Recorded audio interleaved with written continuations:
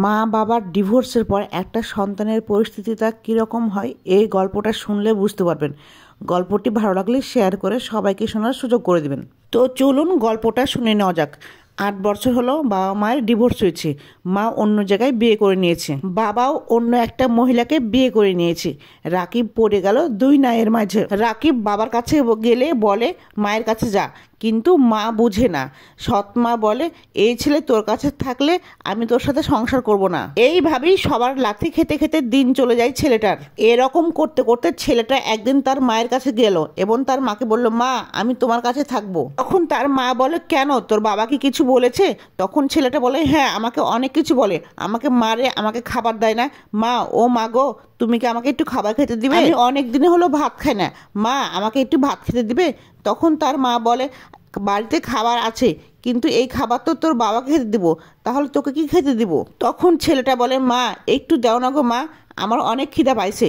তখন ছেলেটির মা বলে, আচ্ছা দিতেছি তোকে। তখন ছেলেটা বলে, মা তুমি আমাকে একটু খাবার দাও, আমি আর এখানে আর আসবো না, কথা দিলাম তোমাকে। ছেলেটার মা বলে, আচ্ছা তুই একটু বস, আমি ব্যবস্থা করি, দেখি কি করা যায়। ছেলেটা বলে, মা যেও না মা, শুধু তুমি একটু খাবার দাও, আমি কথা দিচ্ছি এখানে আর কখনোই আসবো না। ছেলেটার মা কি যেন ভেবে ছেলেটাকে ভাত খেতে দেয়। ছেলেটা ভাত দেখে ভীষণ খুশি হয়। ছেলেটা যখন ভাত মুখে দিতে যাবে সেই সময় ছেলেটার মায়ের স্বামী এসে বলে, এই তোকে না বলেছি এই ছেলে এ বাড়িতে আসলে তোকে ছেড়ে দিব, আবার তুই ভাত খেতে দিয়েছিস। এই বলে ছেলেটার মুখ থেকে ভাতের প্লেট নিয়ে নেয়। তখন ছেলেটার মা বলে, ওর না অনেক খিদা পাইছে, একটু ভাত খেয়েই চলে যাবে। ইনি হলেন ছেলেটার মায়ের নতুন স্বামী। ওকে একটু ভাত খেতে দাও, ও ভাত খেতে পেলে আর আসবে না, ওকে মাফ করে দাও। তখন ছেলেটার বাবা বলে, আবার কথা বলিস, আমি কেন তোর আগের ঘরের ছেলেকে লালন পালন করব? কেন ওকে ভাত খেতে দিব?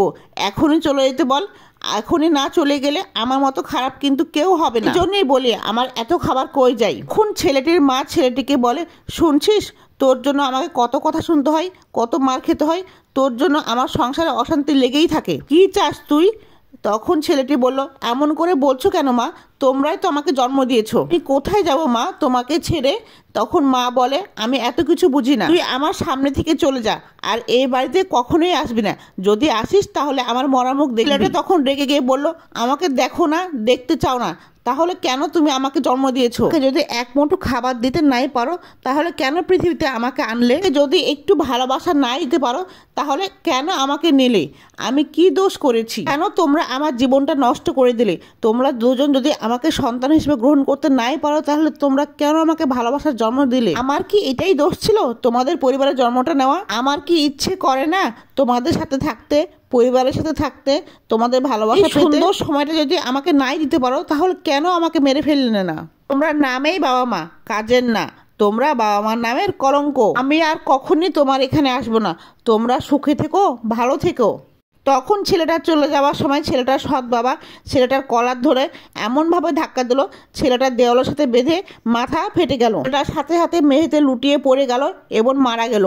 তারপর ছেলেটার মা চিৎকার করে বুকে জড়িয়ে ধরে কান্না করতে শুরু করলো। ছেলেটার মৃতদেহটা যেন বলতেছে, মা তোমার বুকে আমার ঠাঁই হলো ঠিকই, কিন্তু আমার মারা যাওয়ার পর আমার কাছে একটু আশ্রয় পেলে হয়তো আমি মারা যেতাম না, তোমার কাছে একটু ভাত খেতে পেলে হয়তো আমার এই অবস্থা হতো না। বাবা তোমরা একসাথে থাকলে হয়তো আজকে আমি মারা যেতাম না। মা তুমি কি পারতে না অন্য কোথাও বিয়ে না করে আমাকে লালন পালন করতে, আমাকে মানুষ করতে? বাবা তুমি কি পারতে না সব কিছু মানিয়ে সব কিছু ঠিক করে আবার নতুন করে বাঁচতে? মা তুমি চাইলেই আমাকে রাখতে পারতে, বাবা তুমি চাইলেই আমাকে খাবার দিতে পারতে। আমরা যদি একসাথে থাকতে তাহলে খুব সুন্দর একটা আমি সংসার পেতাম এবং আমার কিছুই হতো না। এরকম হাজারো বাবা মার কারণে অনেক নিষ্পাপ শিশুর জীবনটা বিপথে চলে যাচ্ছে, জীবনটা ঝরে যাচ্ছে। এটা একটা নিছক গল্প, ভুল ত্রুটি হলে ক্ষমা করবেন। আর ভিডিওটি ভালো লাগলে সুন্দর একটা কমেন্ট করে পাশে থাকবেন।